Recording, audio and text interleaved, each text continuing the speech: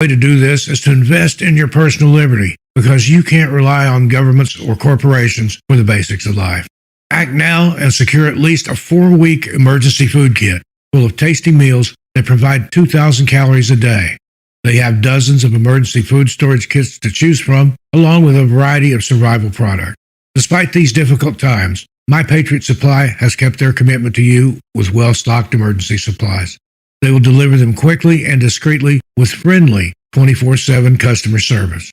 Stay alert and prepared, friends. Let everyone else take tomorrow for granted. Go to preparewithgroundzero.com. That's preparewithgroundzero.com. Do you want to know why your inalienable rights are so vital in these uncertain times? Check out the Unsuppressed podcast on aftermath.media. Join Wes, Bill, Patrick, and Avery as they discuss the fundamentals of urban and wilderness survival, disaster preparedness, gear discussions, and so much more. Check it out with your premium Aftermath subscription, and make sure you stay unsuppressed. If you're looking for a thought-provoking multimedia platform about current events, trending news, pop culture, conspiracies, and the paranormal, you need to sign up for Ground Zero's exclusive digital playground, aftermath.media. Their website includes years of archived shows and podcasts from Ground Zero with Clyde Lewis and The Secret Teachings with Ryan Gable. You'll have access to over 200 documentaries and movies from some of the greatest minds in the last 50 years in their video section. In addition, you can watch live video stream of Ground Zero. Also, there's monthly chats with Clyde along with intriguing and educational webinars. Each subscription includes tech support, RSS feeds, a chat room, and social media channel. Be sure to check out their yearly specials for basic and premium memberships. So sign up today at aftermath.media. That's aftermath. Gentlemen, I brought you here to discuss the Eastwood problem. It may be necessary to penetrate the Vinny Eastwood show. The Vinny Eastwood show? Yeah, that's what I said. Well, I've been working on a new Vinny scene. I think that might be the kind of penetration we need. The Vinny Eastwood show. Sundays, 3 p.m. Pacific Standard Time. Live on Ground Zero Radio. Welcome, ladies, gentlemen, and hermaphrodites. My fellow slaves of the global plantation. The Vinny Eastwood show is bad news. It's like the news, but so much worse. It's the lighter side of genocide. Just because we're being exterminated doesn't mean we can't enjoy it. Otherwise, what's the point of being killed? The Vinny Eastwood show, where the only thing worse than living in a high-tech global police state run by child trafficking Satanists is Vinny's jokes. And welcome, ladies and gentlemen and hermaphrodites, to another exciting episode of the Vinny Eastwood Show. Today's topic, we're going to be talking about why are difficult people in the truth movement. It may seem quite simple, it may appear very complicated, but they can cause enough of a kerfuffle in your life if you believe, falsely, of course, that everybody's in the truth movement for the exact same reason. Before we get into that, we have some articles that we're going to quickly pour over. First on the block, I found that quite interesting, as people actually thought this was news, the keyword operating there being new, but it's not new. We were tricked into sexual relationships with police officers. And this is coming out of the New Zealand Herald here, and this is far from a news story, because many years ago, when I was a young activist, I met this woman called Rochelle Rees, who was successful in a case called Rees versus Police over the use of a megaphone in public, for which she was arrested. Now, as an activist, she got into a relationship with a man and was in that relationship, a sexual relationship, for nearly 2 years before she found out that he was an undercover cop infiltrating her activism organization. and her other organization. Anyway, the point I'm trying to make here, if I can use those words, is that you cannot frickin' trust the police. All right, so obviously we should know that by now, but there's still a lot of people out there who are going like, oh, but there's some good cops, Vinny. Really? How many bad cops did they arrest? Oh well, they just helped me out with a thing. They helped you out with like your flat tire or something like that on the side of the road? Yeah. Oh, okay. And did they spend that day otherwise giving people traffic tickets and fines and things of that nature, and making their days harder and making it harder to feed their kids for things that are actually not a crime? Well, I don't know. Probably. Yeah, they probably did, mate. All right, so I don't know how you are with math, but if you do one nice thing and 7 other really bad things for somebody's day, that doth not override the kind of stuff. In fact, even if you do one bad thing during a day, depending on the bad thing, it means that the good that you do can't outdo the bad that you do, right? And that's the police, right? In general, in a nutshell, you bad people. Okay? You don't want to be seen as a bad person. I know you don't, but you are. As soon as you put on that uniform, you're not you anymore. You're a bad person now. Okay? That's what, and you're accepting money for this. Right? You're not volunteering doing this to try and benefit the community. You're getting paid, yo. That does not make you a good person if you're doing really horrible things and messing up people's lives, lying, cheating, stealing, raping, pillaging. I mean, what are you? Some kind of Viking pirate troop, with your little costumes on? It's like, dude, the public has been brainwashed so massively to believe that the police are just the nicest people. Usually people who haven't been arrested before. Okay? I've been arrested how many times? I guess technically 3 times, arrested and charged and convicted, and I gotta say, each time it wasn't a pleasant experience, and the police were not honest with me, and they were not nice. So, because I am, generally honest and nice, they exploit that. And this is the thing about abusive personality types, which I would hazard a guess that the police actively try to recruit, is that they're delusional. Right? They're absolutely delusional in their own self-image. And if you come up with the truth, they will use that truth against you. Okay? If you tell them anything, they'll try and use it against you. Whatever it is. Don't have conversations with these people.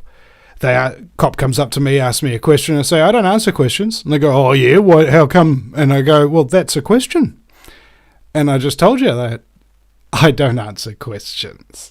Because what they try and do is get you like caught up in a little trap of some description and overflate some other stuff and manufacture some evidence here or there, but a bit of hearsay added onto it, a bit of assumption on their part, and boom, you're in jail for something that's not a crime.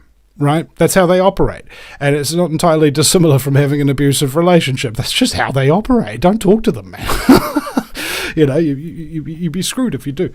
Now, I do want to ask people in the chat room and things of that nature, is Vinny Eastwood live?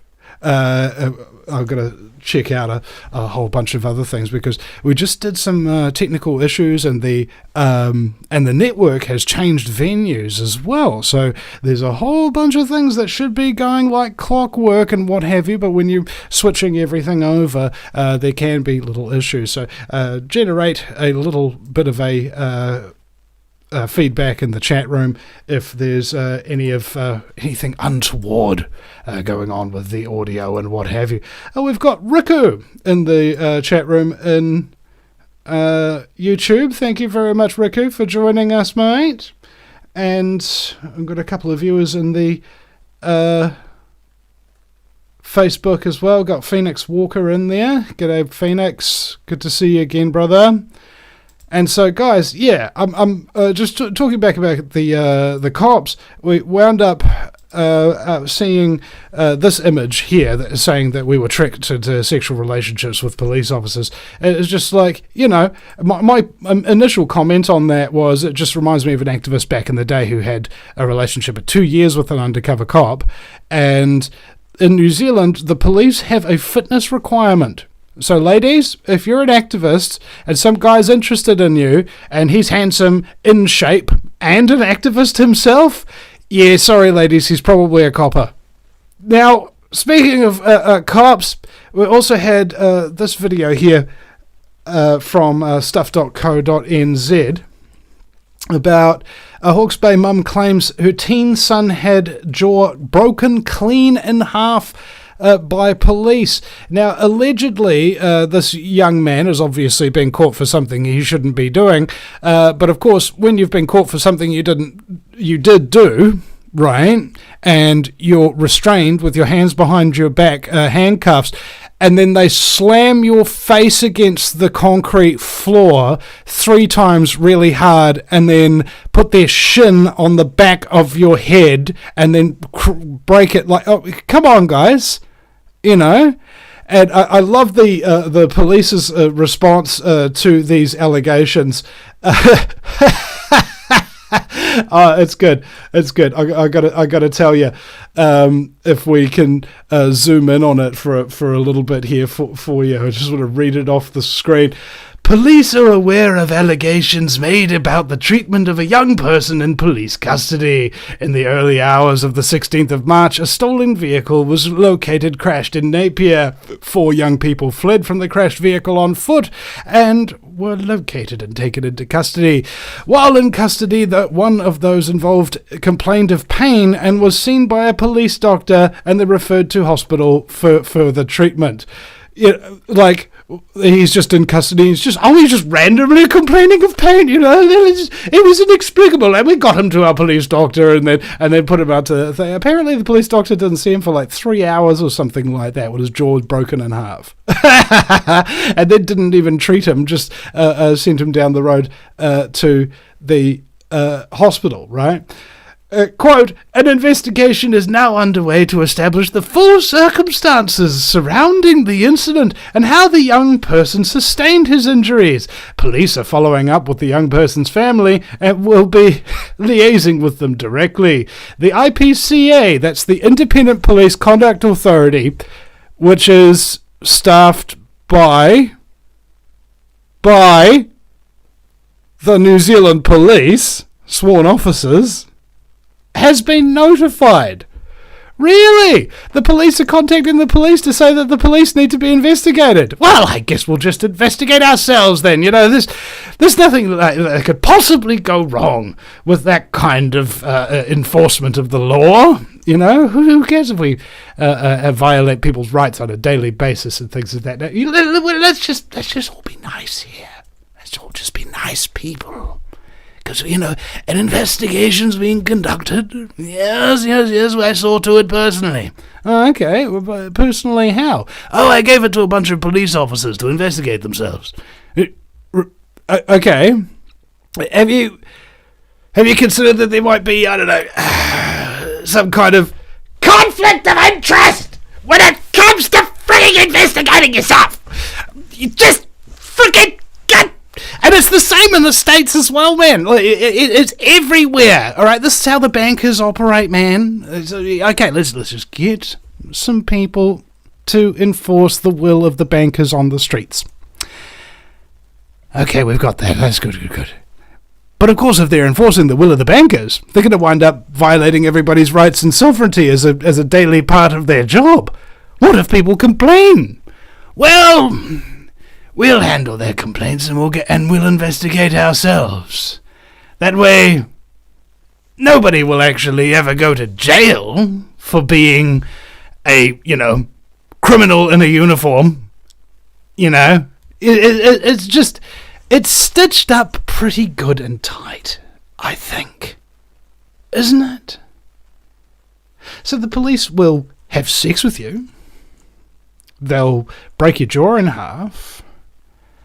And we might get an article about it that is repeated once, Probably just on the internet streams, not on the mainstream TV. We certainly won't repeat it 1,000 times a day across hundreds of different media platforms, will we? Because that might not give people the generalized impression that we're doing journalism for money.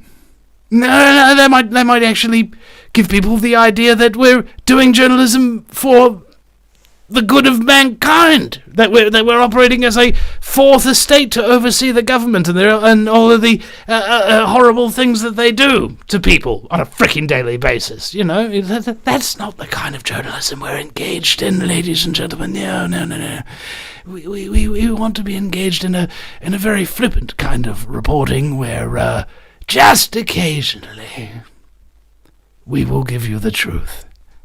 But we will bury it under lies of omission, lies of misdirection, lies of misinformation, lies of disinformation. You know, we've got all sorts of techniques to give you the truth, whilst confusing it simultaneously. That's what we're here for, ladies and gentlemen. We are your local media.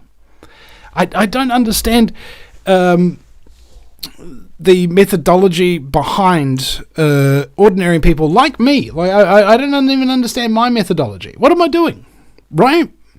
If I'm telling the truth, and as a result get deplatformed, shadow banned, so on and so forth, then what am I planning on achieving here? You know? Because ultimately, the whole idea of getting the truth out, this is what people tell me all the time. Oh, Vinny, I want to get the truth out. It's going to be so awesome. It's not going to be awesome, I'm afraid, guys. It's going to be a long, hard slog. And after you've slogged really, really long and really, really hard, crack! They'll just take everything you've ever made and wash it away down the kitchen sink. All right? That's what happened to me. That's what happened to Billy. That's what happened to Mike in the Night. Alex Jones even. You know, it's very, very hard getting an audience when what you're telling is the truth, because the truth is not a popular thing. All right? Because the truth isn't comforting.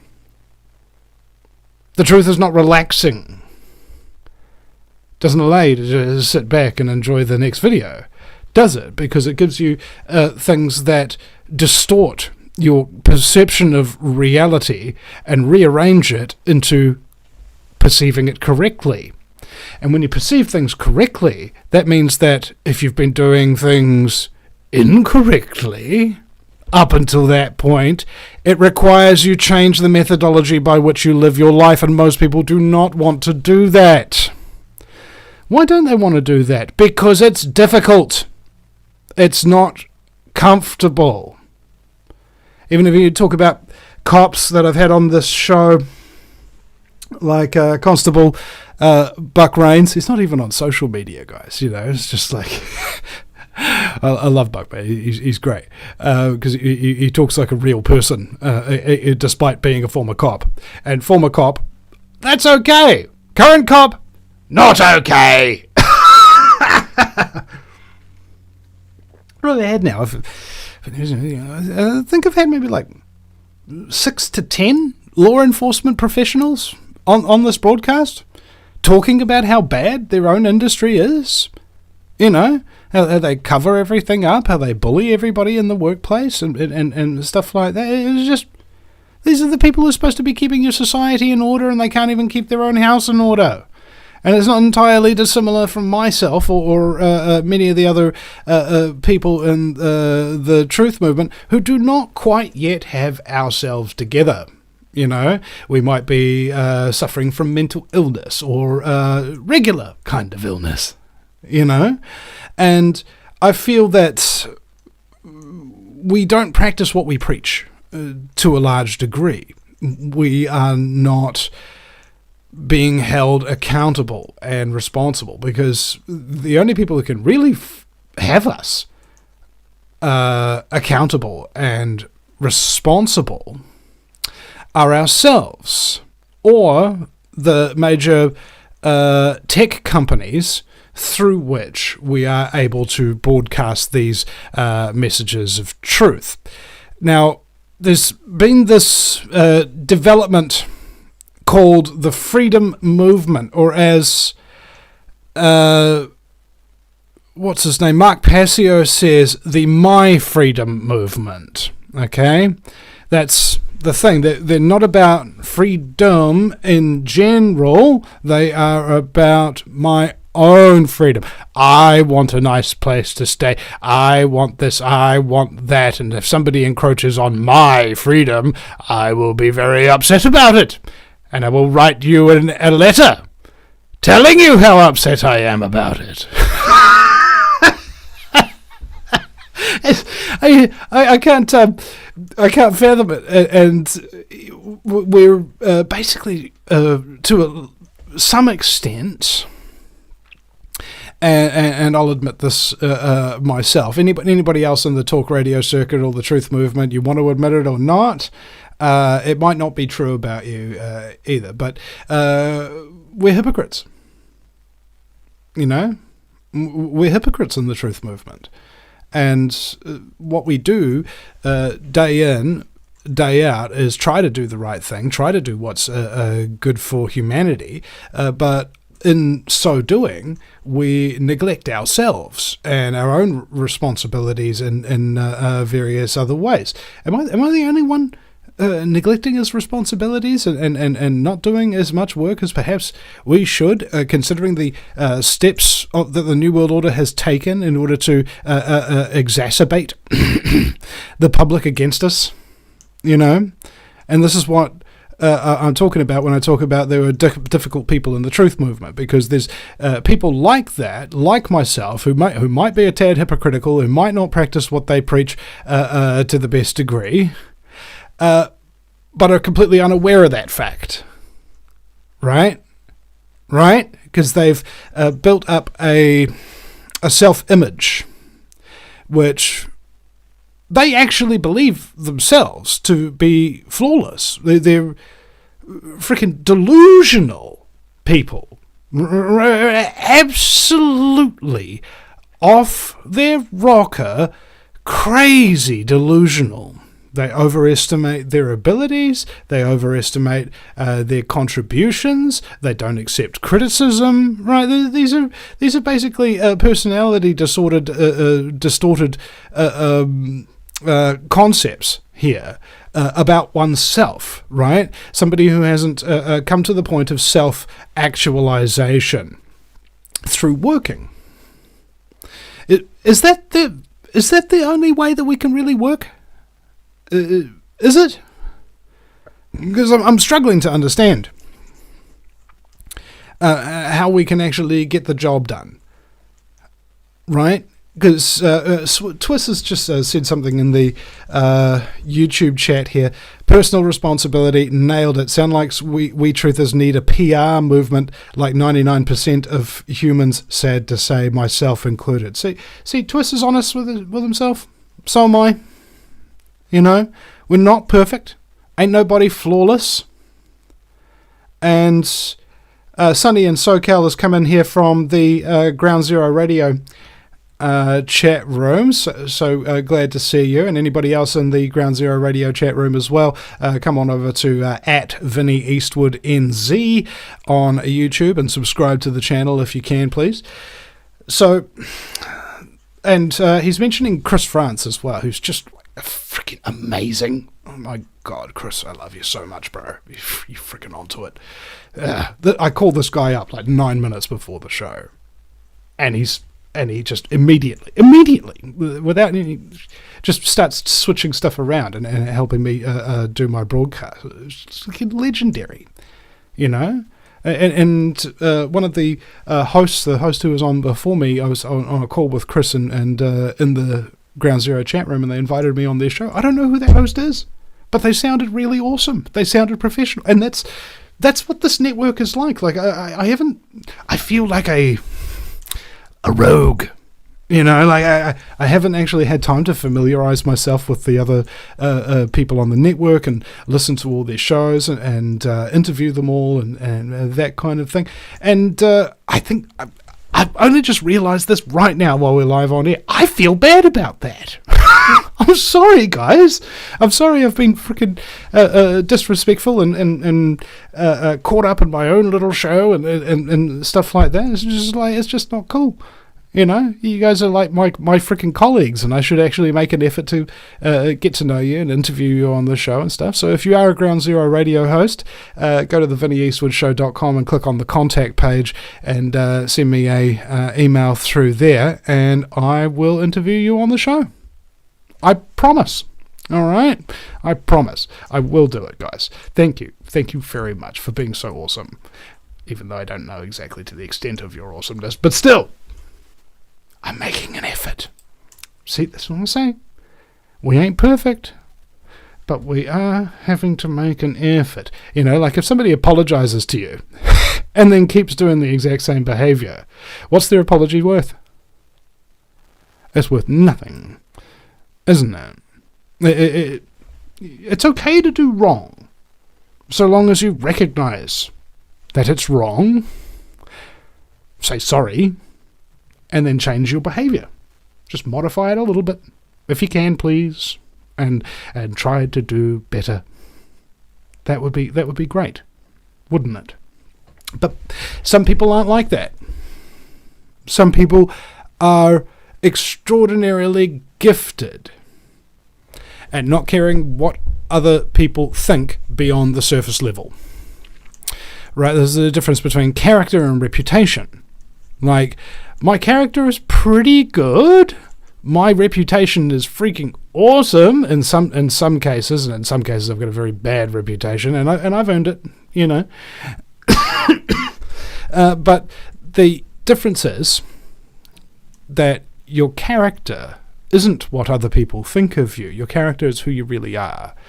And being seen to do good things can trick people.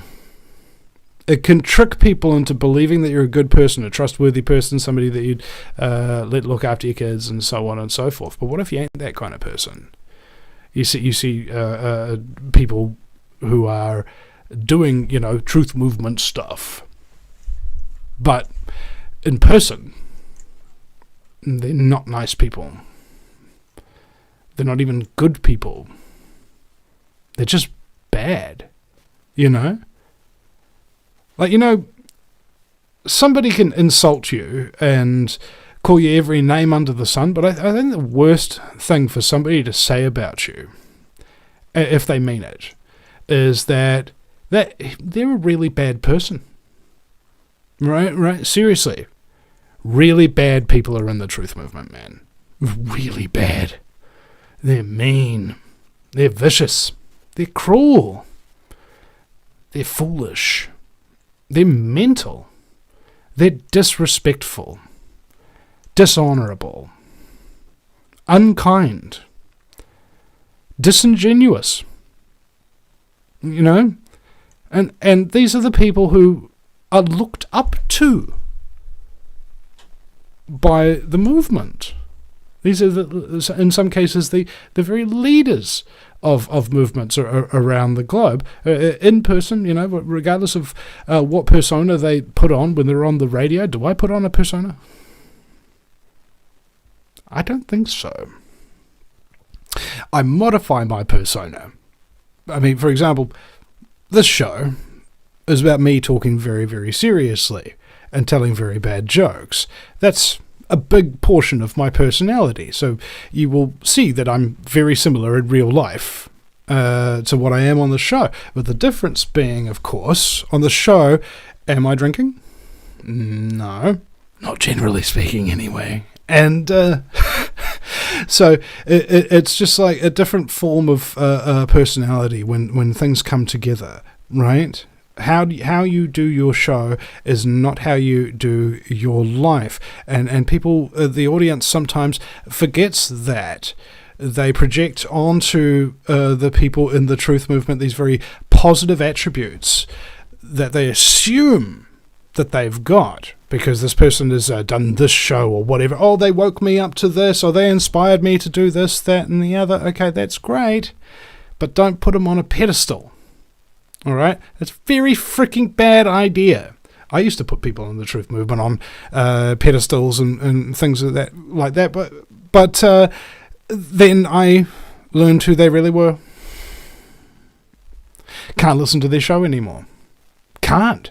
It grates on me so badly. It's like being strapped to a chair in a mental institution, having Britney Spears on repeat, as happened to a friend of mine after he blew whistle on Freemasonry. You know, it's not a good time. And it's something like these cardboard cutouts, right? Narcissism is such a freaking huge subject, and there's so many people who are absolutely infected with it. Like, the entire human race is starting to get to it. You know, somebody told me the other day that the United States is probably the front and center, the central narcissistic problem in the world, right? And I have difficulty disagreeing with that premise entirely. It's like, yeah. It is the, quote unquote greatest country in the world, certainly the wealthiest, if you don't include all the massive debt. But I digress. Shane in the chat room says hi. Hey, g'day Shane. Thanks for joining us live on the Fushbork. And Twist is asking, was in the YouTube thing, was the truth movement hijacked? Now, what I think about it, that would imply it had genuine beginnings. Would suck to think it was artificially created for the powers to be to control the counterspin, right? So that is a very interesting point here, because who was it?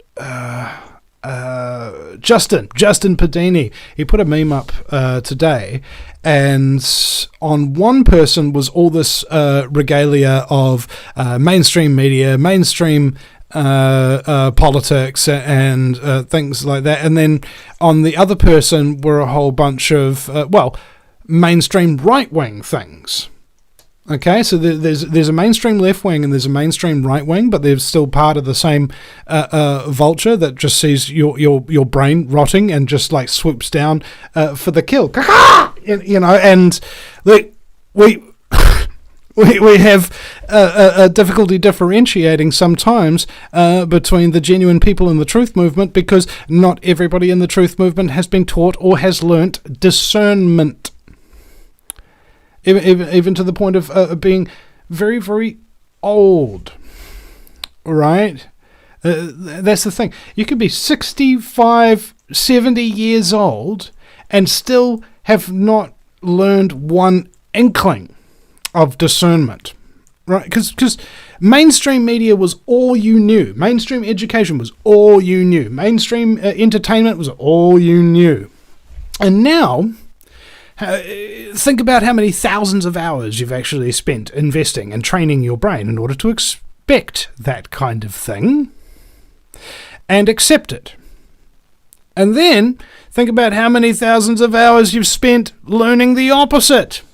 And it's not an equal playing field, not by a long shot, especially if you spent like me with 30 years believing the mainstream narrative and then finally frickin' figuring out that skyscrapers don't fall into their own footprint at free fall speed. Like, oh, really? Yes, really? And somebody actually did have to point that out, because mainstream media is so pervasive at making those towers come down in front of you again and again and again and again and again and again and again and again, until the reason why it happened is just passively accepted. Oh, well, of course it was jet fuel. What's jet fuel? Oh, it's kerosene. Okay, so kerosene, like as in a kerosene lamp? Yeah. That melted a like steel beam, and like the hardiest structures in the world that were like made like a mosquito screen, so that if a plane crashed into them, it'd be like putting a pencil through a mosquito screen and putting that much damage to the overall structure. That's what took them down. An aluminium can filled with flesh and bone melted through steel and made it go so super hot when it was clad with asbestos that it completely destroyed all the support structures 100 stories down at free fall speed, right? When you really think about it, when you look at the details, and it might actually stress to a lot of things, not just, conspiracy theories, but things we don't know, right? For example, I don't know how to fix a refrigerator if it breaks. I know that. But I don't know the things that I don't know, right? Like, what are the parts? What are they called? What do they do? I don't know. I know I don't know those either. So there's all these known unknowns, unknown unknowns, and the complexity of it, with discerning what is actually true in freaking reality, can be quite difficult. Can't it? Yes, it can.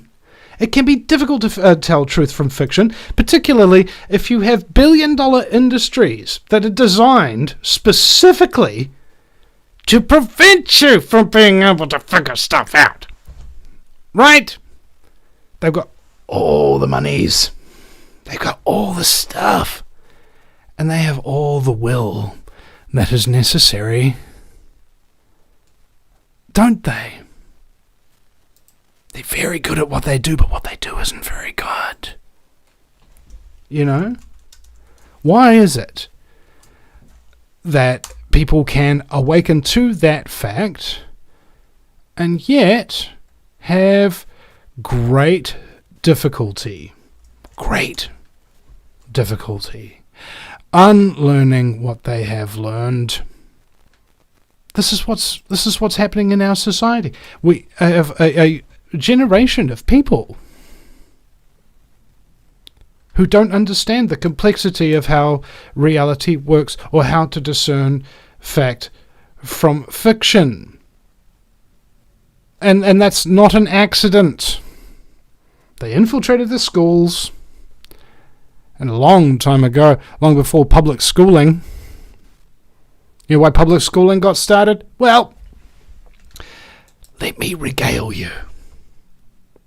There was a nation named Prussia, one might later call Germany in terms of its centralized position, and they had a war, and they were involved in this big thing called the Great War later on, but they had a war with France first. And because the French did not have a public schooling system that kidnapped your children and brainwashed them to support the Kaiser, which is the emperor of the time of this Prussian Empire, when war broke out, there weren't heaps of French kids suddenly lining up and wanting to go to war to defend their government and their country. Not like the Prussians did, because they'd been trained not to question. They'd been trained to follow orders, to follow authority, using classic cult indoctrination techniques. They beat the hell out of the French, and you might say, who doesn't? But the point still stands that they did. And the rest of the world went, whoa, could we brainwash our own children? Could we kidnap our own children and make them into willing cannon fodder too? I don't know if we can. I don't even know if we should. But let's just do it anyway, just to be sure. And then the next war that happened was the Great War, the biggest war that anybody had ever seen, a world war. Never been heard of before. It was freaking unbelievable. You know, the scale of death and destruction and devastation, mate. Unfreaking believable. And that's thanks to public schooling. Okay? Previously, people would be schooled with basically the Bible. You know? Do unto others as they would have done unto you, so on and so forth. But when you have an authority that's above God, okay, I mean, there isn't, but if you've got somebody who's pretending to be above God, like a school teacher, or a prime minister, or a president, they have to somehow make you appear virtuous. Virtuous, yes. Oh, I was just following orders, sir. Yes. Okay, that's great. So you did that without question, did you? Yeah. And you broke natural law. Did you damage people or their property? Oh, absolutely. Hundreds of them. Okay. Yeah, you're going to get some karmic feedback for doing that, bro. I'm sorry to say, you might appear virtuous to a group of people who don't got no conscience. But maybe that's not the kind of people you want to appear virtuous to. Have you thought about this? There's ongoing consequences to actions. And if you are not taught to question authority and lay things out in a moral fashion for yourself, you might find out you're in a bit of trouble. Okay? A wee bit of trouble. Oh, we've got Badger in the chat room as well. And of course, the lovely Toyori Mason. We don't care, we don't wear no underwear, he says. And, VJM Publishing, my man Vince is in the chat room as well. He says, because low agreeableness, people reject the government. Is it surely low agreeableness? Wouldn't they just reject everybody because they're low in agreeableness? So how do you get somebody who's low in agreeableness to be very agreeable? All right. Have you heard of torture? Right. That's one way. What kind of torture? Well, I know. Have you ever been deprived of nutrients in your food? That's a kind of torture. Stops your brain from working properly, and so that you can't think your way out of situations or think for yourself at all for some reason. Okay. You ever had fluorescent lighting? You know, maybe in your office building or your classrooms or something like that. You ever notice how you feel sort of like a bit drowsy, but not sleepy drowsy? Just kind of like brain drowsy? Like, you know? I'm not kidding. This is the real techniques that they're using here to destroy people's brain places, bro. All right? Just don't trust me on this. Because I can't exactly prove it to you because I haven't got the presentation here in front of me. But theory goes that there's a whole bunch of things that bind you to this physical reality, things that influence you, things that you're capable of manipulating and changing as you see fit. And the reason why you're able to do anything is because A, you're being allowed to do it, and 2, you've got the ability to do it, right? You're being allowed, you've got the ability. Now, what if you went into a classroom and you don't have the ability to be your own authority? And say, this is what I'm doing today, I'm not doing that today. Oh, no, you're telling me to do something? I'm not going to do that. What if you don't have that ability? Okay? What if you don't want to learn what they're trying to teach you? And what if you're being forced through truancy and people rolling around to your house to collect you and take you to school because you're not attending your brainwashing like everybody else? You're like, oh, well, he seems to complain that he's very, very sleepy. Well, sleep deprivation is another cult indoctrination technique as well. You ever seen Full Metal Jacket? You know how they run into the barracks at 6 o'clock, 5 o'clock, 4 o'clock, 3 o'clock in the morning, banging trash can lids, flashing lights in their face, stuff like that. You're waking up in a stress response, you know, cult indoctrination. And after a while, you start to learn the rules and you follow them to the letter, and you appear very grateful for that. Very grateful. Why? Because now you're part of the club. Now you've been taught a different language. Like the doctors. How they teach them Latin. You know? They can talk with all these terms and stuff like that. Oh, I diagnose a patient with arthritis. Really? Arthritis, eh? He's got, what's the symptoms of arthritis? Oh, his joints are sore. His bones are sore. Oh, okay. What does arthritis mean in Latin? Oh, it means joint pain. So somebody goes to the doctor and they tells you you've got joint pain. It's like, yeah, I knew that. It's my joint that's hurting over here. And now you're just saying it in a different language. And now you seem to be, I don't know, you seem to be more educated. You know how people like trust the doctors? All right, even though the medical system in New Zealand, just by itself, and I'm pretty sure the American medical institution is very similar too, where it's like virtually the leading cause of death, if not definitely the leading cause of death. Like the people who are supposed to help you and keep you healthy and save your life when you're dying are actually more likely to kill you than anybody else. You know? Prescribe you drugs that are wrong. Give you unnecessary surgeries. Lie to you and tell you certain conditions are incurable, untreatable, so on and so forth, and they just give you something to numb you from it. Make up mental disorders so that they can treat you for the rest of your life and make you a drug addict on frickin' permanent cocaine. Right? Like,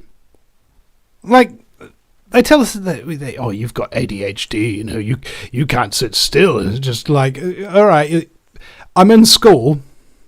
Why would you want to sit still? For one, how boring is this stuff? So it looks like all these ADHD kids and all these people who've gotten in trouble with the police and so on and so forth, they are the people who might actually make a difference in this world. And if your world is predicated upon things existing in a constant state of sameness, these people are a threat to the entire system. And so what we'll do is we'll invent a mental disorder that we can't prove with a blood test, and we will give dangerous, toxic, addictive, psychoactive drugs to them for the rest of their life, and we'll start them when they are children. Brilliant way to take out the entrepreneurs in your society. You know that? Entrepreneurs, ADHD, same thing, same behaviors. All right? One is a mental disorder, and the other is a order disorder. All right? They create disorder and chaos and things like that in a system that is predicated on nothing but changelessness. All right? If you want a society that's only consistently getting worse, people who think outside the box are not useful, because people who think outside the box figure out how things work and try to change them for the better. So we've been kneecapped and destroyed and brainwashed over the thing. That's why half the people, well, I wouldn't say half, I don't know what percentage, but you know when I have the subtitle, I'm 6'6" without shoes. You know, I'm very tall, and it's scary. Like I've met people who are 7'7", and I feel a little bit frightened. You know, like when people are much, much larger than you. If you're 5'6" or something like that, and you're coming up to me and a full foot taller than you, a little part of your brain called the amygdala just goes off. You know, it senses this guy could freaking hurt me. You know, I mean, I won't. I'm very nice. I'm very friendly and snuggly. All right, but it doesn't change the fact that a part of your brain is afraid. Okay? And that's what I feel when I'm around police and some other dangerous individuals, you know, and some people in the quote-unquote freedom movement as well. I just feel like they're a threat. And I don't like it, because like most people who got into this work, I got into it wanting to do the right thing, wanting to support mankind, deliver justice for those people who have been destroyed by this system, deliver care and support and help to those people who are fighting against it and trying to correct it and trying to help the people that have been destroyed by it. That's why I joined up, because something bad had happened to me, and I wish that there was somebody like me there to help me when I needed me. But they weren't, and so now I help people to deal with the fact of the stuff that they know, the stuff that has happened to them.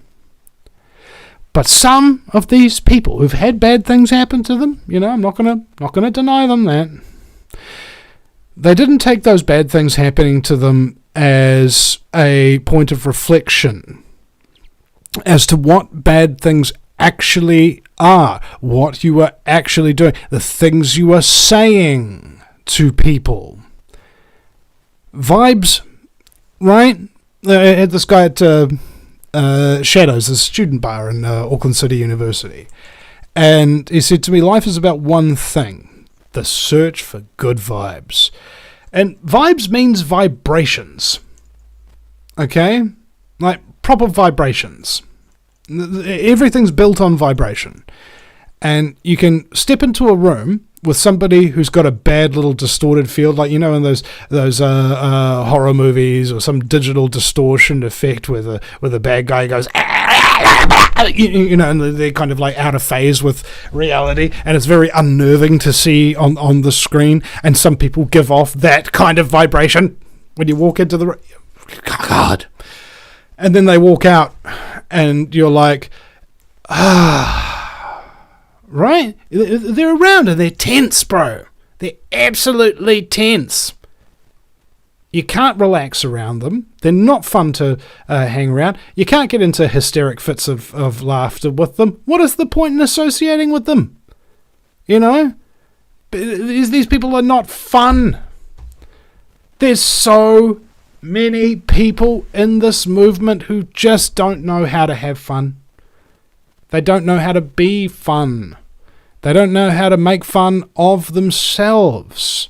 They always bring in the darkness and the misery and the problems and things like that. It's exhausting. Turn them off. Like, seriously. And if I start exhausting you, freaking turn me off. Anybody who's spreading those bad vibes, man, see you later.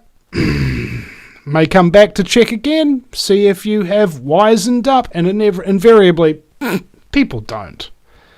They've either got a good vibe when they're starting off and they keep it, or they just don't.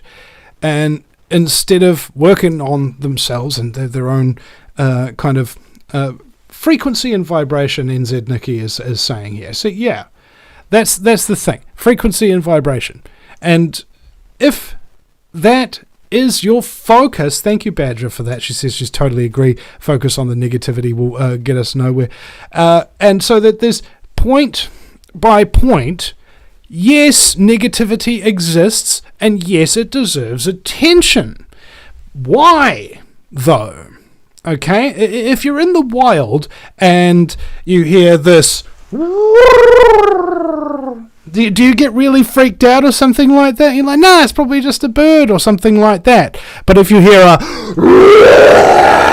you're like, oh my God. See, there's a different vibration coming out of those different animal calls. One signals danger, the other does not. And we are very, very attuned to figuring out and sensing that which is indeed a danger to us. That's why the news has this motto, if it bleeds, it leads, because anything that could be a danger. I remember one time I was driving around in the car, and it said, breaking news, a cyclist has been hit by a car. Really? Like, I really need to know that. Some person who I don't know got hit off their car, which happens 100 times a day. All right, this is breaking news. Like, stop the frickin' presses, everybody! Wait, guys, look!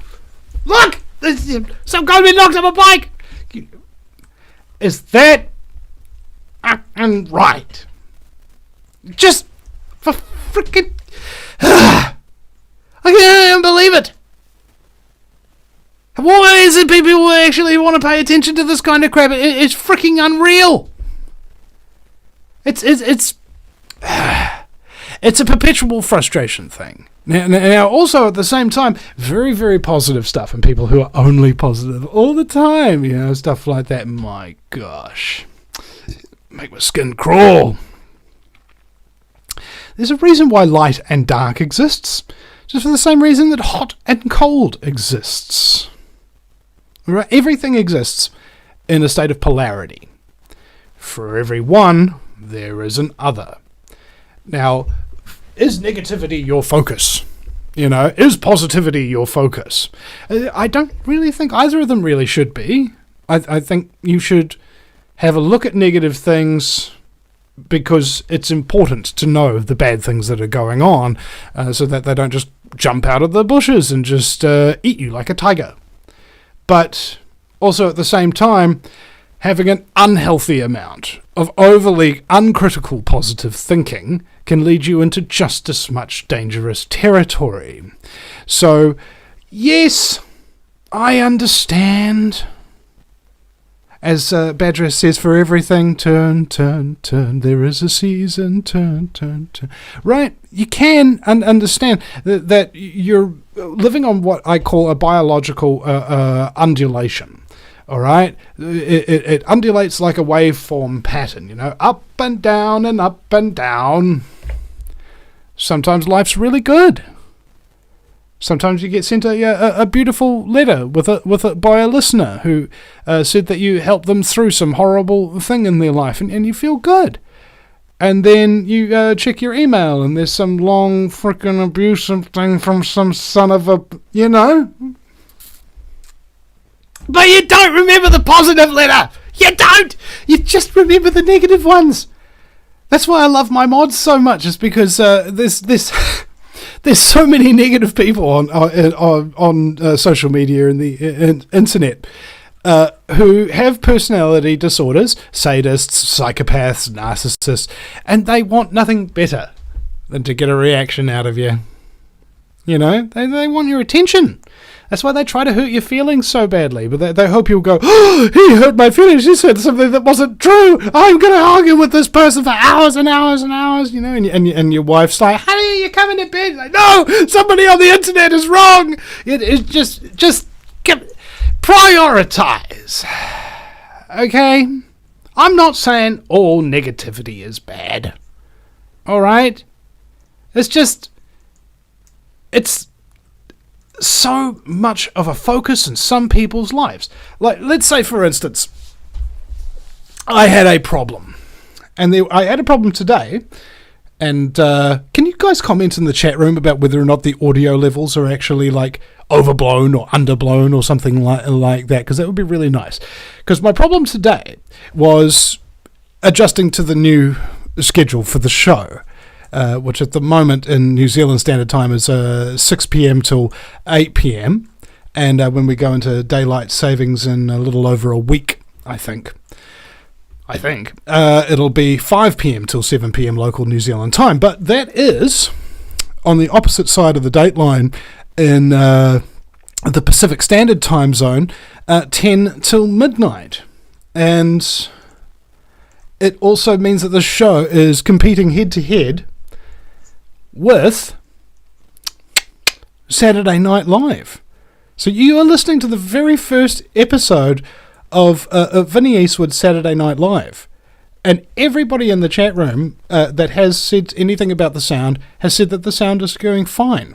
All right, so that means that I can now make my point without looking like a frickin' idiot. I had this problem I was stewing on it. I'm going to be real with you here. I was so upset to hear what had happened to the network. I'm not even allowed to tell you guys what actually happened to the network. But if you want to join Ground Zero Radio, guys, you've got to go to groundzeroplus.com now. I was so upset at what happened to the network and that we had to reset and do everything.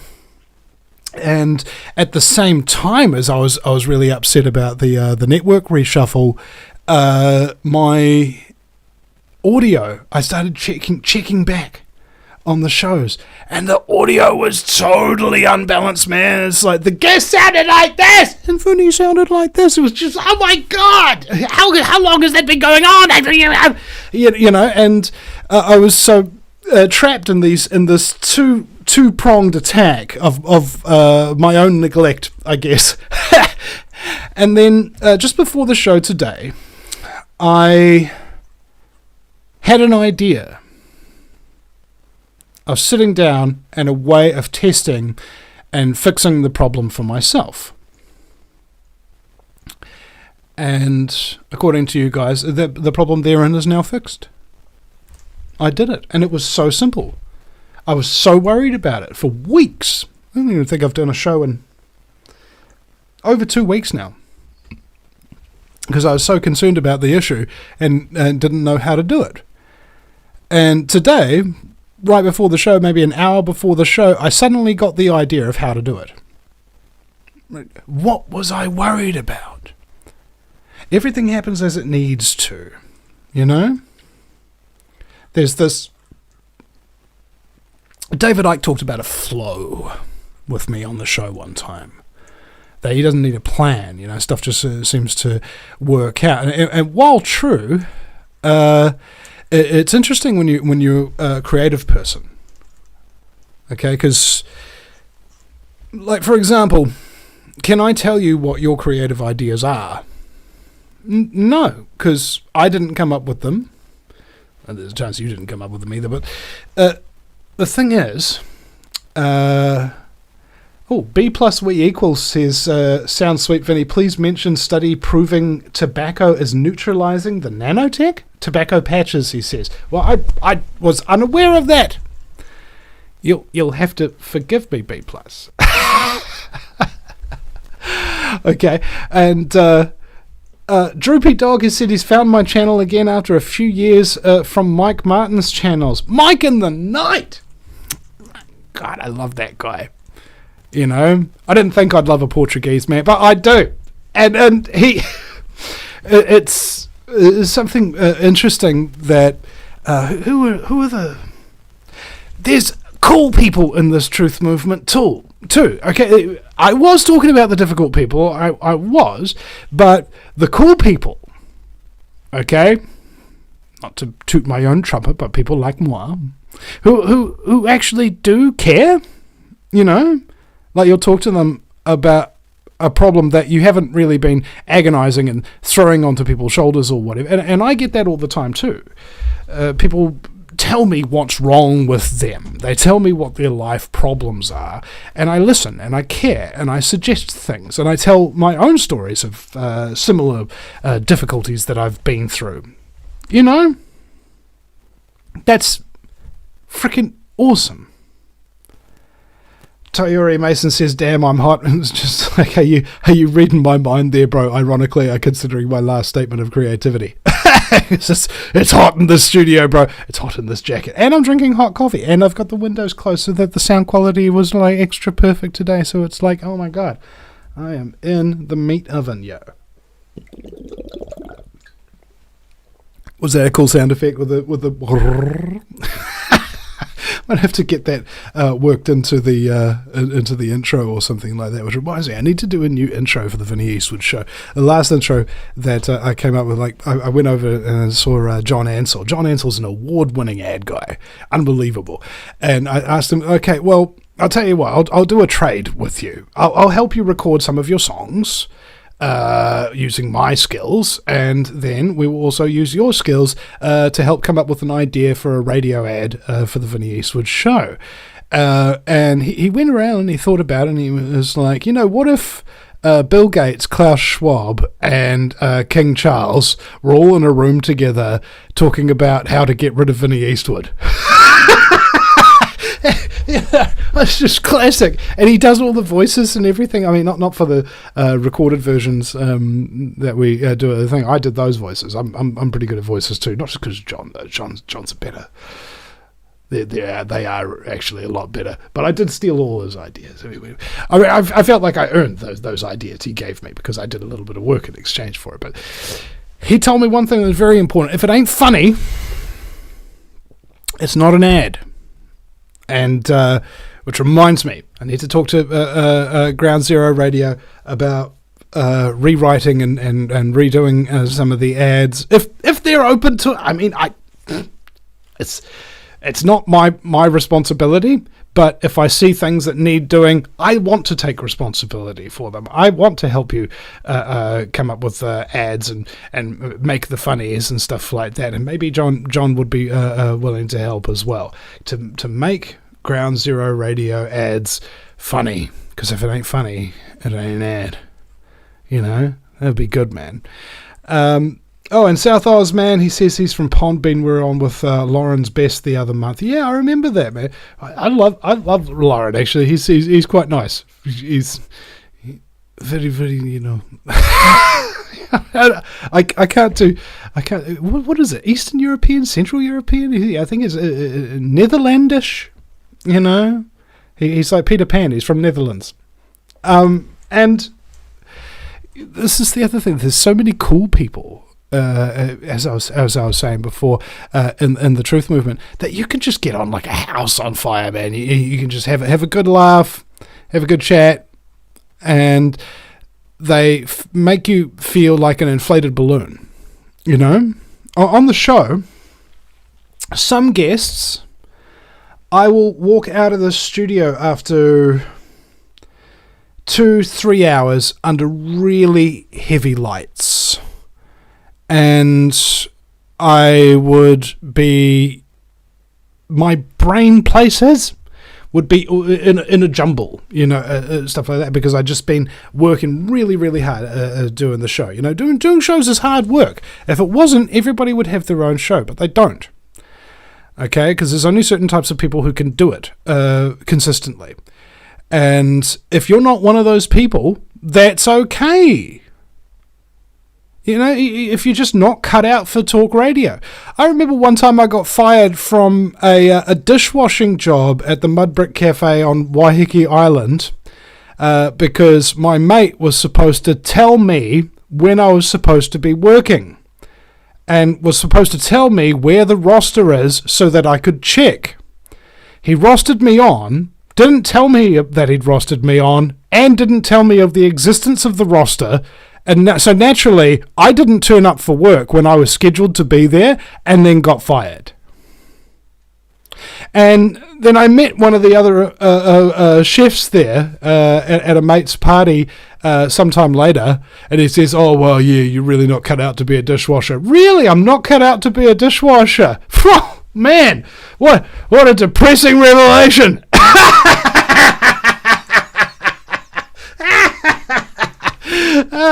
You know, it's just like, oh man, we just can't do some jobs, us people. Hey, like, we're just not good enough.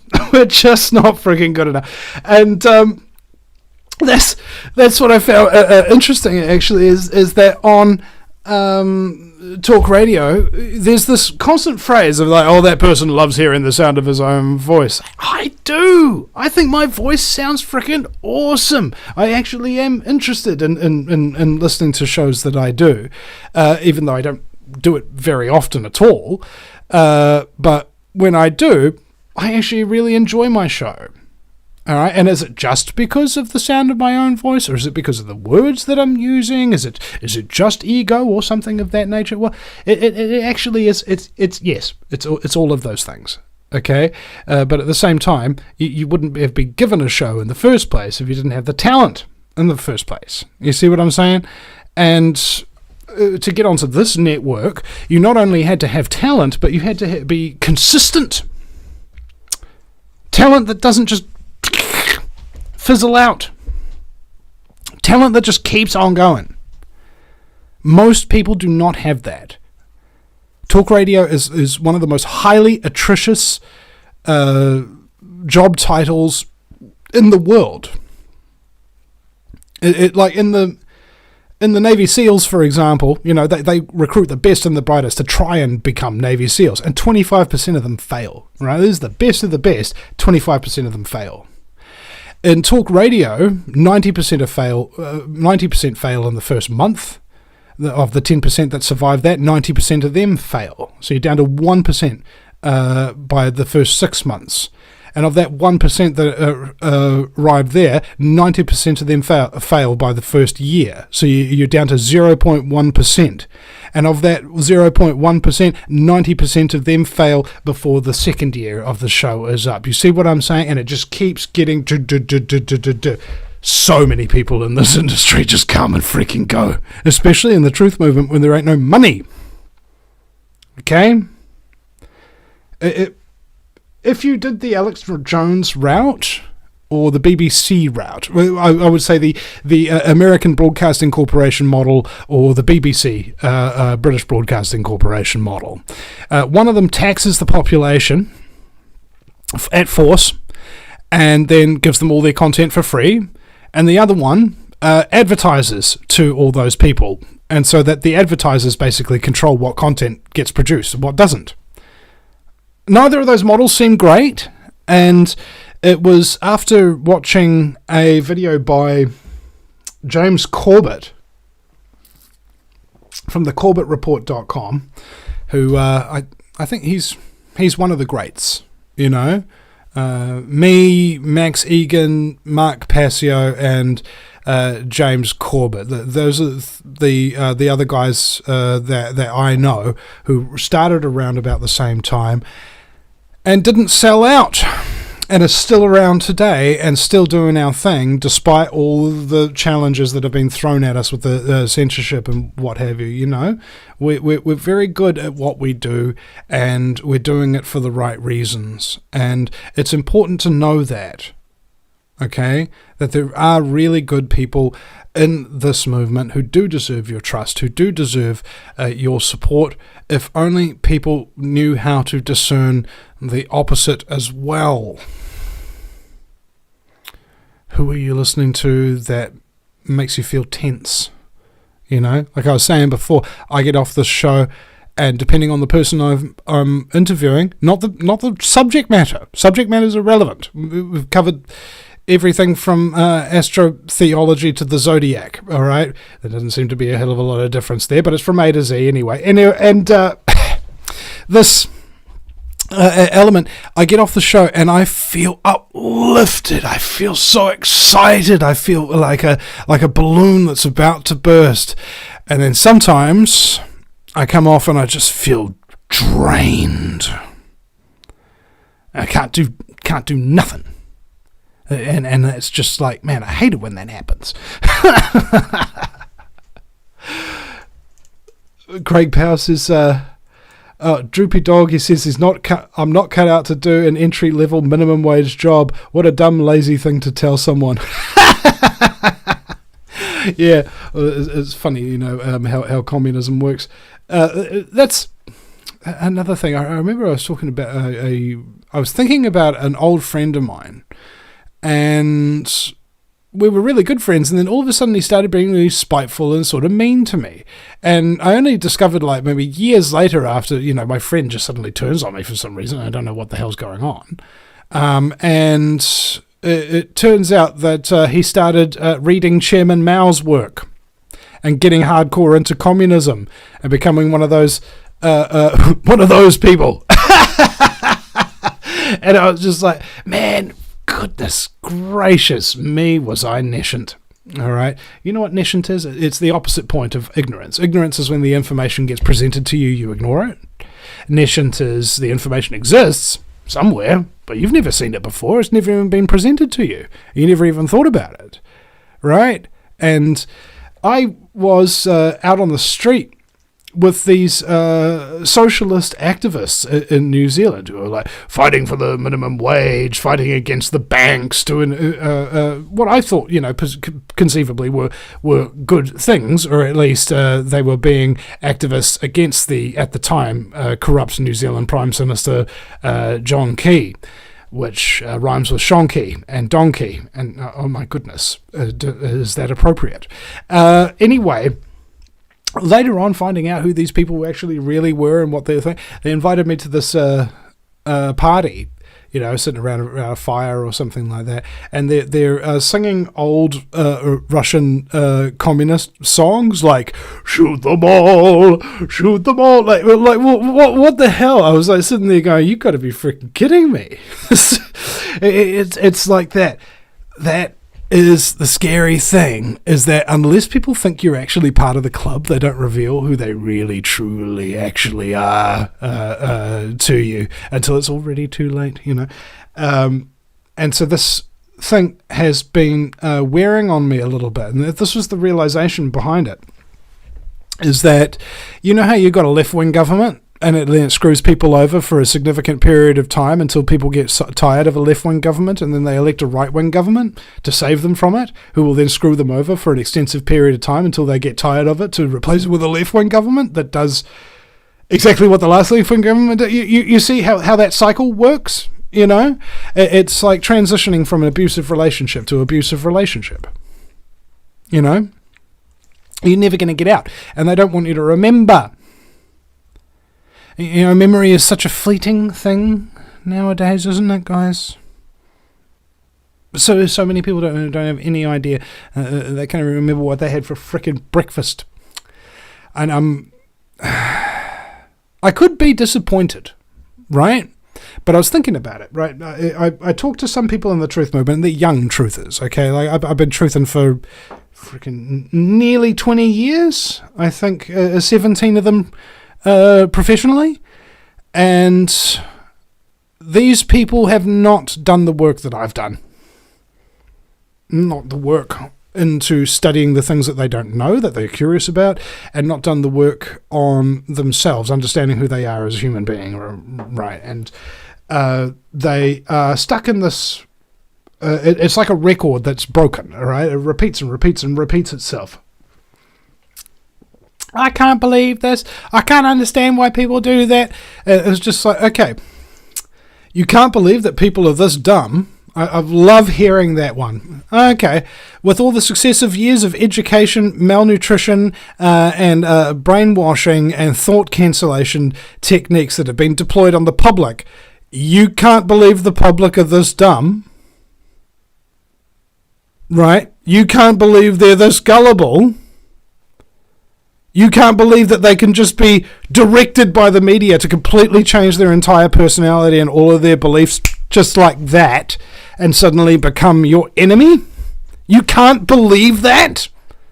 There's very clear reasons why that is the case, guys. But you're stuck. You're stuck in this, I can't believe it. It's not because you can't believe it. It's that you wouldn't do such a thing. Would you? Would you brainwash a whole generation of children in order to be little communist devils that destroy nations, societies, people's lives? Things like that? You wouldn't do that. Okay? This is what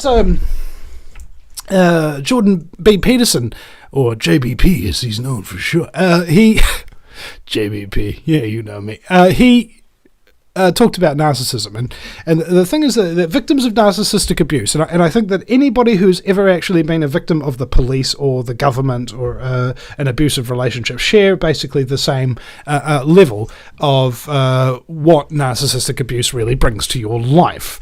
And one point that he said that was quite poignant is that you will try to justify things and you will try to resolve things in life. Trying to do that with the government or your abusive partner or whatever who is infested with just like record levels of narcissism is a bad idea. Principally because it's not going to work. Because they don't have the mindset that you do. You want to be a good person. You want things to be resolved. But they're a bad person. They don't want to resolve things. They want to control things. And every time you are around them, they will be trying to control you. They'll be trying to get information out of you. They're going to try and coerce your decision making. You see? The only way to win is not to play. Like thermonuclear war and war games, right? And you, at best, Jordan said, will be able to simply accept that fact and walk away if you're able. If you're unable to walk away, you're going to become what can be termed the grey matter, right? You don't have emotions around them because they feed off of them. You don't tell them anything because they feed off of that too and use it against you. This kind of abuse is very damaging to the psyche. Like, yeah, man, have you ever had a panic attack before? I've had heaps of them. And they are extremely unpleasant. And I'm sure everybody will be like, oh, well, I've got these techniques and there's EFT tapping and so on and so forth. Okay, that's great. There's all these techniques for healing and what have you. But that's not the issue I'm really talking about here. What I'm talking about is what it does to your mind, what it does to your soul when you are, in fact, in an abusive relationship with your government or your relevant partner, or somebody's got power over you. Because that's what they crave. They crave power over you. Control. That's what they want. And if you're not careful, they'll get it. And they don't learn by you saying, you know, that's really not nice to call me those names. They don't learn. Did they get punched in the head? No, they didn't. Well, then they're not going to learn. Did they have their house burned down as a result of insulting you? No, they didn't. Well, then they're not going to learn. You see? They learn solely by direct consequence. Unless you show these people the consequences of messing with you, they will continue messing with you. You need to be the kind of dangerous person who people don't want to mess with if you want to go out and deal with these people.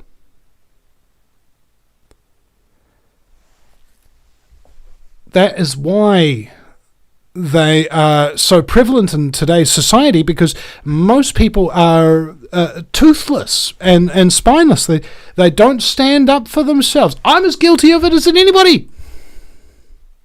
You know, there are whole bunches of times where I've been afraid and cowardly and apathetic, ignorant, lazy. These are the four horsemen of the apocalypse, guys. All right, we are bringing about an end to our own society by the neglect of our responsibility to be dangerous. Dangerous to dangerous people. Show them what happens when you mess with them. And when you do stand up for yourself, put boundaries in place, and enforce them, they won't accept it. And they'll try even harder to work their little games, make their little threats, try to get you off balance, try to make you fearful, try to get you to kowtow to them, try to get you to apologize to them as if you've done something wrong, but you haven't. And because you're not enforcing your boundaries, they will keep pushing them over and over and over again, all right? But they'll be nice too. That's the difference. Is that an evil, like straight up evil, bad person is bad all the time. Are you going to wind up having a long-term relationship with them? No. But if somebody's bad most of the time, but sometimes they're good, they're really good, you will develop an addiction for trying to make that good part come out again. All right? And you'll You'll jump through hoops. You'll try every trick under this frickin' sun to try and get this horrible person, this mean-spirited, black-souled user and abuser to try and be nice to you. Because that was the thing that you really wanted all along. You just wanted them to be nice to you. You just wanted them to show you a little bit of care and affection and love. But they don't know what care or affection or love actually is. And if they do any of this stuff, it's just to addict you so that they can continue abusing you and controlling you, which is what they really want. Okay? If you had to give the corporations and the government a personality disorder, it would be psychopathy, because they are completely unable to conceive of the consequences of what they do in a moral fashion. They literally don't care. Somebody could abuse you and swear at you 50 times per day or something. Let's say you're living with somebody like that. What it does to your consciousness, you know, you can't walk around without something distracting you. And the thoughts are in your head about how much you hate this person, how frickin' horrible they are to you, because you're trying to reach resolution. You're trying to get through to them. You're trying to get them on board with the idea that there's such a thing as justice in this world, and that you can make it if you try hard enough. There isn't a mechanism that proves that theory correct. If this horrible person has done horrible things to you for years, for your life, you know, in terms of the government's abuse of you and its relationship that you have with it, they are completely incapable of perceiving that anything they've ever done is actually wrong. All right? You ever hurt somebody you loved? I have, you know, with my words. I can say very mean things when I'm really upset, haven't eaten, you know. I get hangry, guys, I do.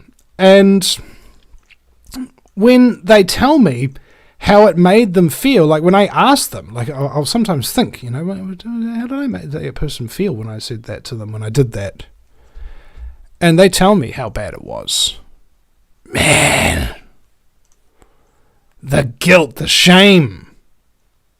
That's how I know that I've got a conscience, because I actually hurt. Like the pain that I inflict on other people, if they tell me what it did to them, I hurt. Okay, I can absorb that pain back again. It's like a feedback loop. It's like karma. It just freaking comes straight back to you. And I guarantee you, there's a lot of people in this movement, okay, both online and offline, okay, who are like that. They really do care if they've done something wrong, and they try to be better. But there are those other people who could literally incapable of conceiving of the fact that they're not perfect. All right? They'll say, oh yeah, I'm not perfect, but meanwhile on the inside of their brain, yes, I am. I'm absolutely perfect, and I will control all of you and destroy your entire lives. You know, it's just like, oh my gosh, it's so frightening. It's absolutely so frightening, because you've got, as a person with a conscience, you've got no remedy for that. No matter what they've done to you, no matter how long they did it to you for, you will never get them to genuinely feel bad about what they did to you, give you a genuine apology, and subsequently change their behavior. Okay, this is how you tell who's got a conscience and who's a good person and who's not. Okay? Somebody who does have a conscience will apologize and then change their behavior. Right? Somebody who doesn't will not apologize. They'll excuse. They'll say, like, oh, well, this was happening to me, and that was happening to me, and so on and so forth. And so, you know, I don't really think I should apologize for being horrendously abusive and enslaving and committing genocide and stuff like that, because, you know, I had a lot on my plate. Oh, you poor dear. You poor freaking dear. You know? Sunny in SoCal says that, Vinny, have a Snickers candy bar. Never mind, it's made with genetically modified ingredients. The Tim Tam bug chocolate. Yeah, I was thinking about that before the, what are they called? The Hare Krishnas. And I guarantee you they are into that, putting bugs in the food, man. Like, honestly. I mean, their religious text is called the Burger Bug Eater. All right? Like, I'm not kidding. I'm not making that up. Now, it's just Tayuri's saying, what is love? A feeling they made us have. Now I love fish and chips and the feelings it gives me. Oh, that's good.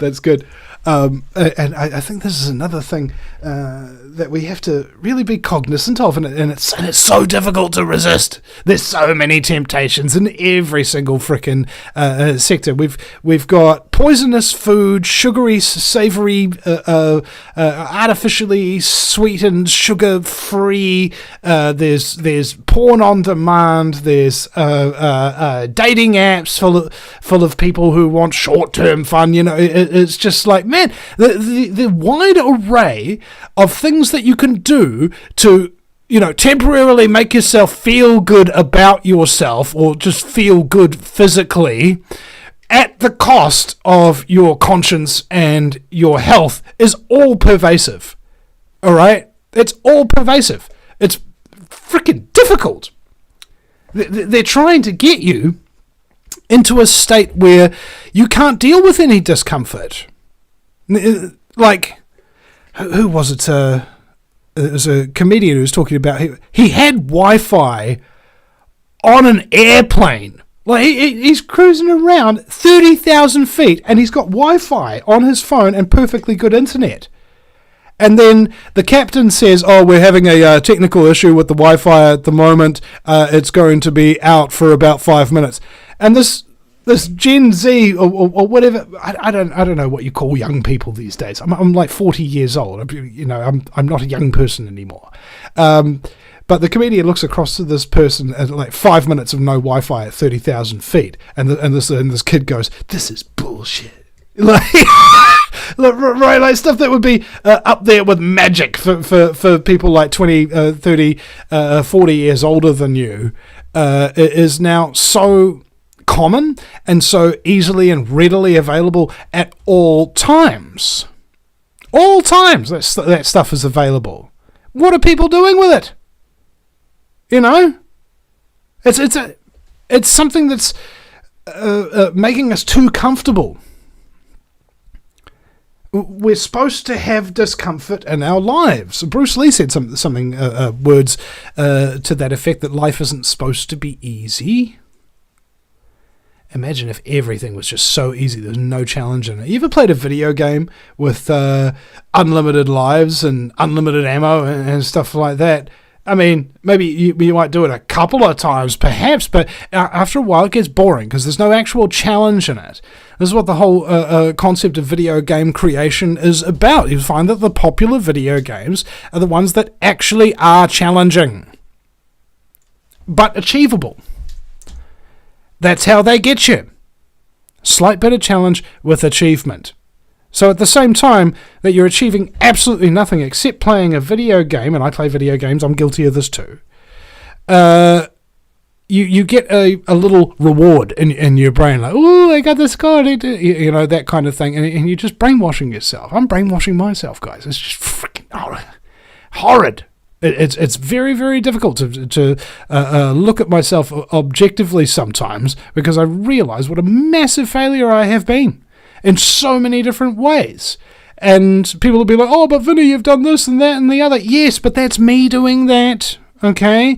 It might be better compared to some other people, but I can't compare myself to anybody else. I'm me. I'm responsible for what I'm doing, you know? And got Catseeker in the Facebook chat room. She says, quote, at all times. She's just remembering the goodnight Kiwi who climbed to the top of the tower to say good night at what, 10 or 11 p.m. Then all broadcasts finished until morning. You know, There just wasn't enough content at the time, perhaps. But yeah, what is happening, man? Like we've got entertainment at our fingertips 24/7. We're never not in a position where we can be entertained. And what is the entertainment doing for us, right? I think... I'm making a movie at the moment called Grindspot, and in the year 2033, there's an alien invasion that's happened, and mankind defeats them all right after we dissolve all nations and unite to defeat the alien threat, and then we destroy 80% of the population, and so we corral them into these little compact, highly surveilled metropolitan centres. And then we force nanotech into their food supply. And the people who refuse to take the nanotech can't be seen or heard by the people who have. That's the opening of Grindspot. And this idea that I have is about creating entertainment that actually does something, right? Other than just entertain. It's supposed to have an emotional resonance. People have to feel something noticeable for me to feel like my artwork or creative endeavor has actually achieved what I want it to. Okay? And the reason why I'm doing this in my spare time, and the reason why we have people like volunteering, like talented people, who are actually really good at what they do, are volunteering to help this project come up, and many of them, don't necessarily know who I am or what I've done in this truth movement and stuff like that. They're not there for that. They're just there because they love the idea. They think it's freaking awesome. And I worked really hard on that idea. It took me 9 months to come up with the first draft of the script. 9 months, guys, And there were significant delays because of, personal issues and stuff like that at the time. But at the end of the day, if the entertainment that we're watching is not enriching us and giving us deeper insight into the human condition as entertainment and art form is supposed to do, shine light upon the human condition so that we can deeper understand it, that kind of thing, then it's missing the mark, right? And it becomes unmemorable and boring. I mean, you've seen an unmemorable movie. What was the name of that one? I can't remember. You see? And we have this, I think, industry problem where narcissistic personality disordered people have infiltrated virtually every single sector of power, and the entertainment industry is one of those sectors of power that's been infiltrated quite successfully by ruthless criminal sociopathic scumbaggery psycho filth who really don't have a whole lot of creativity between them. I mean, they can steal other people's ideas, they can distort them, they can manipulate them, but can they just create that stuff out from scratch, from their own head, from their own mind, and then put it on the screen, or put it on stage, or put it on the wall or something? No, they can't. All right, that's why they need people like us, guys. All right, that's why they need us. Because if you just destroyed everything, like I remember watching Artists Against AI, and the Facebook post came up, and this artist was told by somebody, you should be grateful that you get paid to do your art. There's a lot of people who can't do it, and art is completely like, you can't live in the art, you can't such and such and blah, blah, blah, you can't eat the art, and so it's not keeping anybody alive, and you don't really bring much value to society. It's like, really? Artists don't bring much value to society. Okay, imagine if there was no paintings, no pictures, no stories, no movies, no TV, no skits, no memes, no GIFs, no JPEGs, no music. You hear that? It's the silence of a world without true art. Creating things which do not yet exist except but in your head. and using them as a form of quote-unquote entertainment to enrich people's lives and give them a reason to actually enjoy their life, even though they might be experiencing a very tough time right now. You ever had that happen to you? I remember listening to the director's commentary for The Shawshank Redemption, and Frank Darabont, who's also incidentally the creator of the Walking Dead, before they canned him after the first season and then set it all on a farm because it would be cheap, and then just turfed him out. It's like, fuck, that's mean, bro.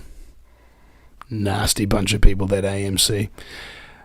Anyway, he said that people had written him letters after watching The Shawshank Redemption saying that they were going through a real hard time. Like there might have been a death in the family, or they might have had a relationship that was very dear to them that was ending. You know, real hard times that people were in, suffering the effects of unemployment, for example.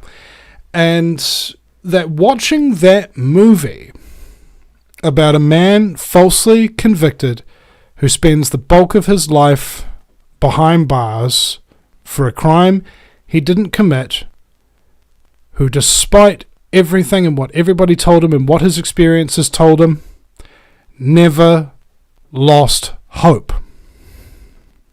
And people would watch that movie and they would be given, from that work of fiction, hope in their real lives.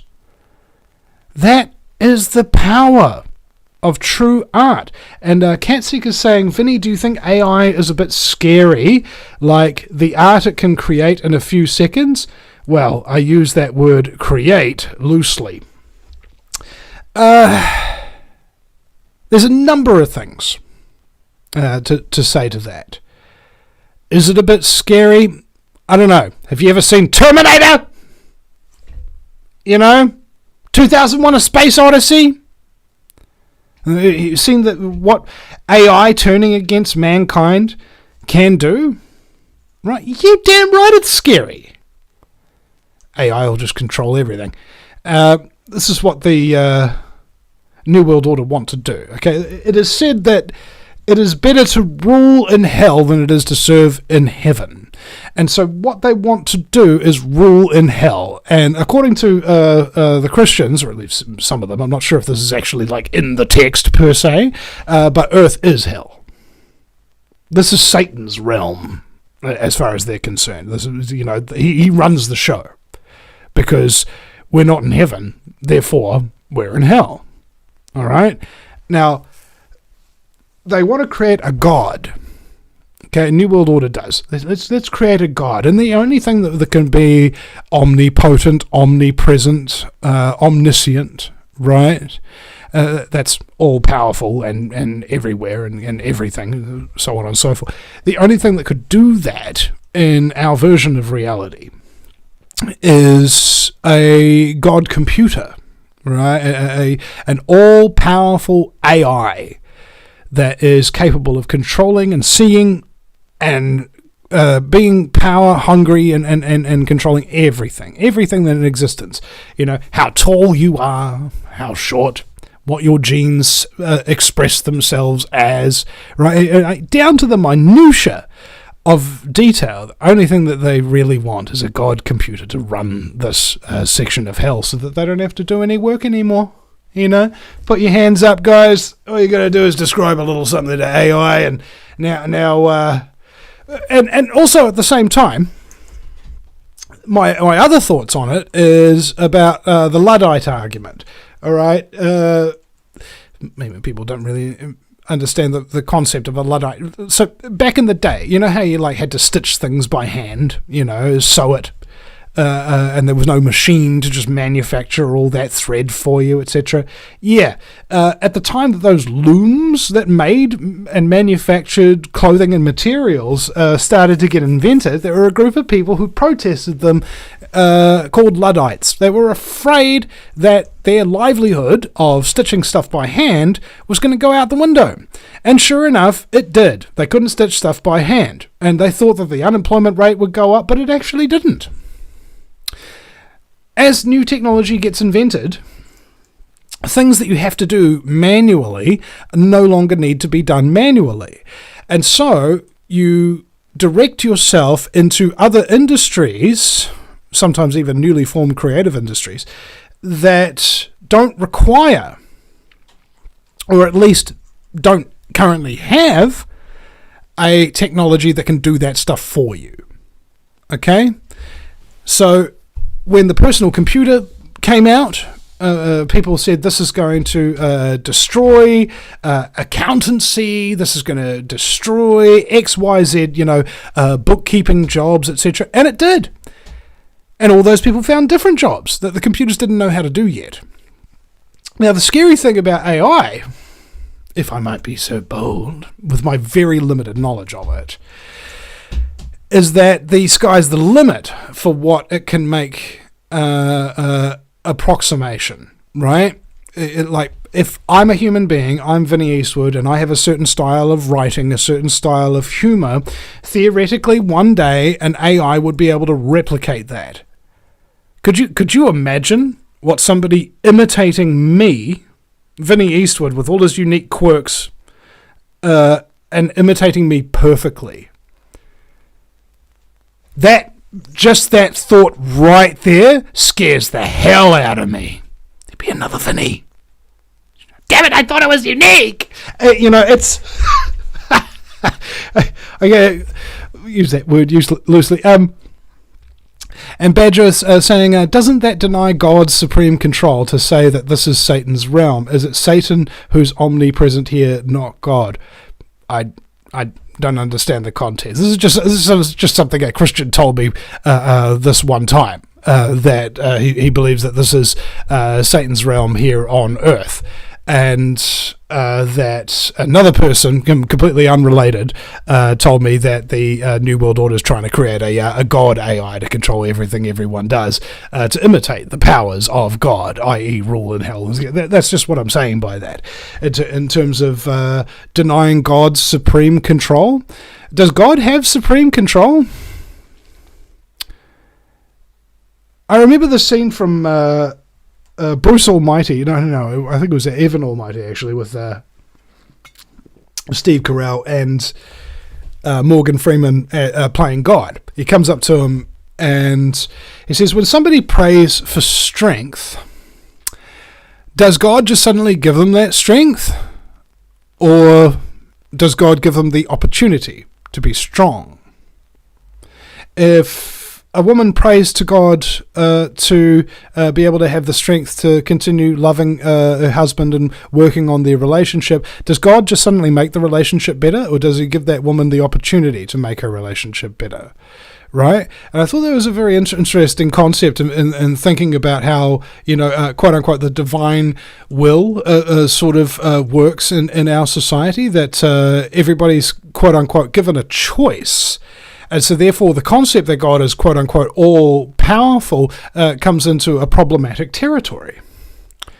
And Amos is quite correct that if there was an AI version of Vinny Eastwood, the jokes would be better.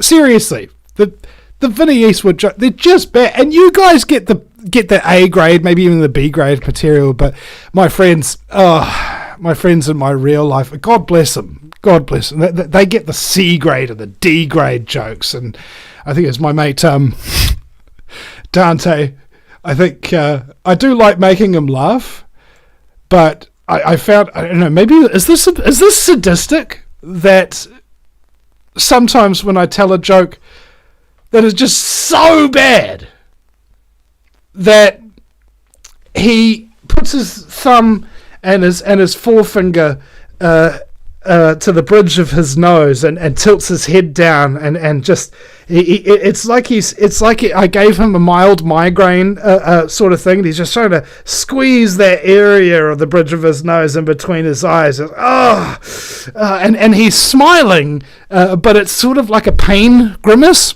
and shaking his head back and forth. That, to me, is better in terms of reaction, because I get to... It's meta, okay? I'm getting to laugh at how bad the joke is and what somebody's bad reaction to the bad joke is. I don't know the mechanism. I didn't make the rules. I just find it funny hurting people with really bad jokes. I'm a bad person, okay? I admit it, and I'm trying. I'm trying to make the jokes better. No, I'm not. I'm lying. I'm actually trying to make them worse. Like just as bad as they could possibly be. Because ultimately, at the end of the day, there's no good reason. There's no good reason to not have a good laugh. And Amos has confirmed, he says, I've witnessed that, folks. They are worse in real life. Yeah, seriously, the real life jokes of Vinny Eastwood. I mean, the show says that they're worse than living in a high-tech global police state run by child trafficking Satanists. But you just don't know exactly how much worse they are until you can't get away from it. Until you're like sitting around and having a few drinks, and Vinny's constantly, just freaking relentlessly coming up with terrible joke after terrible joke. It's freaking unbelievable. Where does he come up with these? I heard when I come up with a joke this morning, I think there was a New Zealand bird with a phlegm problem. It was called a hock-tui. And if you are a New Zealander, you might get that joke. But if you're not, should I explain the joke? Is the joke getting even funnier when you explain it or not? I don't know. But yeah. People place their trust and they place their faith in God, and I can understand that from a metaphysical level, but not from a religious one. And it's concerning as well, because I have that belief, because that sounds like narcissism as well. These people who go like, I've got a personal relationship with God, and sort of thing. And it's just like they sound freaking brainwashed, and I don't like that. I feel like I'm brainwashing myself. I'm confused about this, and people who have a religious mindset are confused about nothing, and I find that deeply troubling. Because they've got faith, right? Faith overrides all, and enables you to like ride this wave of reality and actually push yourself through. And some people actually truly benefit from being mind controlled. Taking on a religion, which is mind control, and actually benefiting their lives from it. The amount of people who used to drink out of control or were violent or something like that, and now they are fine. They've actually worked on themselves, and God, their religion, actually helped them to do that. That's what they credit it with. Whereas I'm more of the opinion that you did that work. You read the Bible, you did your Bible studies, and then you applied those lessons that you learned in your life. You were the one who did that. You were the one who chose to do that. God didn't do it for you. You did it for God, you see? And that's why I have a great affinity and also trepidation when it comes to my religious friends, because I love them deeply, and I love their faith, and I love what it does for them, and I love what they do with it, but I have a different way of looking at things and doing things, which adds up to roughly the same result anyway. So therefore, it doesn't necessarily matter what your belief is or what your religious system is. The question is whether or not it aligns with reality, okay? You don't have to necessarily be, quote-unquote, a member of the human race in order to understand that there are immutable rules that if you break them, you're going to wind up getting yourself into a lot of trouble. Right? And I'm not talking about the government's going to hurt you. I'm not talking about this. Right? No. There's just things that you do that certain people don't like and will punish you for it is very, very similar to the rules that God has set out. God's law, universal law, natural law. Don't take that which does not belong to you. Breaking God's law, isn't going to work out terribly well for you. And the people who run society know this. That's why they often don't do these bad things themselves. They get their underlings to do it for them, therefore they get the karmic backlash. Not the bad guy who ordered them, but the order follower who carried it out. Very similar to these police officers that we talked about earlier in today's broadcast. So there we have it, ladies and gentlemen. We are going to be doing, and Chris France, our wonderful producer and web guy, and Chris, is there anything that you're not? He's not young, but that's not. He's experienced. You see, he's experienced. He says, be sure to send me the file as soon as you can so I can post it into the mix. We'll publish immediately in the closest time slot. Thank you, Chris. I will do that. Exactly how to do that I will figure out momentarily. But yes. Craig Power has just put us in us a little Bible quote. I make light and create darkness. I make blessings and create disasters. I, the Lord, do all these things. Interesting, right? And that's the thing about knowledge, is it's kind of universal if it's true. All these things God does. And I don't even like talking about God. I don't like talking about aliens either. You know, that may sound strange to you. You know, I'm on a paranormal network and stuff, but it's more like a lot of those things are just out of your hands. What does God do? Well, can I stop God from doing something, or can I make God do something? No, I can't. Okay, I lose interest. Aliens are real, Vinny, and they're this, that, and the other. Okay, am I able to communicate with them? Well, no. Are they going to do anything for me or to me? Well, probably not. Okay, I'm losing interest now. Fluoride's in your water, Vinny. Oh, really? Can I get it out by buying a water filter or something? Why, yes, you can. Okay, I'm interested. 9/11 was an inside job, Vinny. Well, does that mean that I can learn from the fact that government sponsors terrorism, and that where the next time the government does some kind of terror attack on itself, I'll not be swept away with the crowd and believe the next frickin' hype that they're doing? Yes, you can. Okay, I'm interested.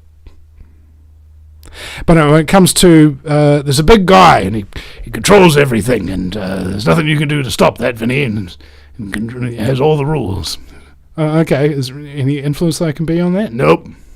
Yeah, you're sort of losing me there, bud. and maybe that's a bit cavalier of me to say, I must admit. But yeah, I haven't got my head like completely around it because I'm just not interested. Like, it just sounds like mind control to me. I got to tell you, religion sounds like mind control. And I don't like mind control, principally because I see what it does to people. I know what it's done to me. I was never fully awake as a kid, and I've done stupid things that I'm sure the New World Order would look at me as part of a statistical batch group of people that were negatively affected by their ill-gotten gains and their intricate designs, you know, stuff like that. But at the end of the day, what I do is my responsibility, and I want to try and be responsible. That's it. I don't want to really blame some other entity for taking over my personal responsibility. It's just not my thing. And I'm not saying that all religious people do that. I'm just saying that that's my take on it. Well, that being said, that is a 2-hour show of me talking, and I haven't even finished the coffee for the show. So, what is it? Nearly 8 o'clock at night local time in New Zealand. All right, guys. thank you so much. And please go to thevinnyeastwoodshow.com and donate. And hopefully this show will be shared out, subscribed, and liked. We'll see you again sometime, ladies and gentlemen, at thevinnyeastwoodshow.com.